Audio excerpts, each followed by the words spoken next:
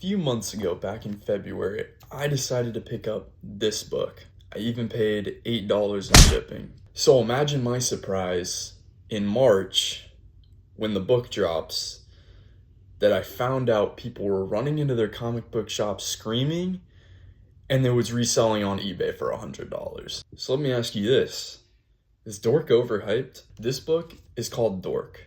It's the story of a half orc, half dwarf who's caught between the forces of light and darkness. He has some of the traits of both sides, but because he's not fully aligned, and because there's a prophecy that says he's gonna be the one to destroy them both, he's an outcast. Hence the title. The story has a lot to say, which is weird because it's a story that's like something you would read in a Saturday morning like newspaper. It has a lot of elements that remind me of just classic cartoons and comic strips, but it's somehow compiled into 24 pages and has a coherent story. Now, the story isn't the main focus. It's more of a fight of the week kind of story, but there is a story that is a continuing through line throughout. It has a lot to say about modern society and culture. And what does it mean for someone to navigate that on their own when they're not accepted by everyone else? Is Dork gonna fulfill the prophecy? Is he gonna completely reject it, just like the society rejected him? We're trying to figure that out. It's not as easy as it seems. While he's an outcast, he's also one of the most powerful characters in the story so far. He gets ganged up on by many groups of people, and sometimes he has to one-on-one fight a powerful opponent, and each time he's able to take them down with ruthless violence because of a couple things. One, he has a shield that's possessed, I believe, or it's undead at the very least, that helps him in combat, kills his enemies. And also, he himself has a lot of darkness built up. The shield, it really encourages him to be violent in the first issue, and he's very reluctant. But over the course of the past 4 issues here, we've been finding that he's starting to get a taste for violence himself, and the shield isn't having to suggest to fight people as much. And of course, this feeds back into the fears of both factions, because now they're like, he's killing our guys. And they're like, well, he's killing our guys. Now everyone has collectively started to believe that he's fulfilling the prophecy when they were the ones that kind of pushed him into that direction, which makes it that much more interesting to see, is he going to fulfill it, or is he going to do something else and prove them wrong? An interesting point is, even though Dork has been isolated, that he's been rejected from society, he still found a way to make his own friends. While yes, the shield is very morally questionable, there's been so many times, like in issue 4 when they're sitting at the campsite, that Shield and Dork have some pretty emotional moments where they lift each other up and tell each other positive things that they're not hearing from other people. He also made friends with a chicken, and while that does sound kind of weird, it's really interesting because the chicken was actually a victim of his violence. He directly led to the death of this chicken, or at least its head, because the chicken has a body, but it also has this ghost head. Like I said, it's very cartoony, very weird, but thematically, it's really interesting because he's made friends with both a murderer and the person that got murdered. And so it's not really this like devil on the shoulder and angel on the shoulder dynamic, but it's really interesting that these two characters are so opposed like that. And what I think is so beautiful about this friendship for the 3 of these is they are all outcasts representing like different types of people that would be rejected by society, and they all come together and they're able to be friends. I think that's so interesting that the main character who's been doomed by the prophecy to be an outcast has still found a way to make his own little corner of the world that he has friends that he can go to and they can talk about their problems and relate in their own struggles. And I think that really comes down to what the main point of Dork is. Dork isn't this comedic fantasy that is just like a little cartoon strip about fighting people in really violent ways.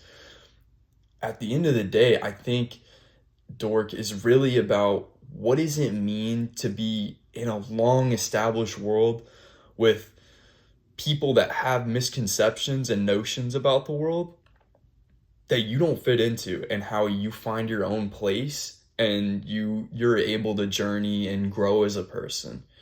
And I think what really captivated me about this story is from the beginning, a lot of like fantasy is about the chosen one, or it's about trying to overcome an unstoppable villain that's going to take over the world. But Dork really subverts that because it feels very Lord of the Rings in the beginning, where it's talking about the prophecy, because he's basically the Dark Lord. So it's such an interesting perspective that it's like we're seeing who could potentially be the big bad of this world, and if that's potentially their origin story or if it's potentially their hero story about how they overcome this world. And I think that's what really grabbed me. And then you stay because, I mean, it does have comedic moments. The art's really good and it gets better every issue. And you gotta love it when the writer is also the artist, because being a cartoonist, that's one of the most elite achievements in comics. So shout out to Brett Bean for that. You're a GOAT, dude. But you really should tap into Dork because of the themes that it really ties back to. I'm always going to stress that the writing is on point with the themes. Maybe the humor won't hit for you. I think the fights are really good. You could just stick around for the fights if you want to see, like, I mean, honestly, think like Invincible, but in like the Peanuts, you know, like if Charlie Brown was like ripping heads off, I mean, that's what Dork is to me. But you should absolutely do yourself a favor. I mean, check this out, like tap into this book. I wouldn't be talking about it this highly if it wasn't for the writing. The writing is one of the most important parts for me to the story. And vice versa. I mean, I feel like you're not really going to read a title if it doesn't have good art. With all that being said, after talking about the story and the art and just what I genuinely think about this title, I would say it's not overhyped. I know there's a lot of people that have theorized that this could be the work of scalpers, why issue 1 blew up and you can't get your hands on it for, I don't even know how much it runs for. Last I checked, it was over $100. But I genuinely do believe it. I mean, it's pretty good. I was anxious enough to read it that I saw it a month ahead of time and I got my hands on the first issue.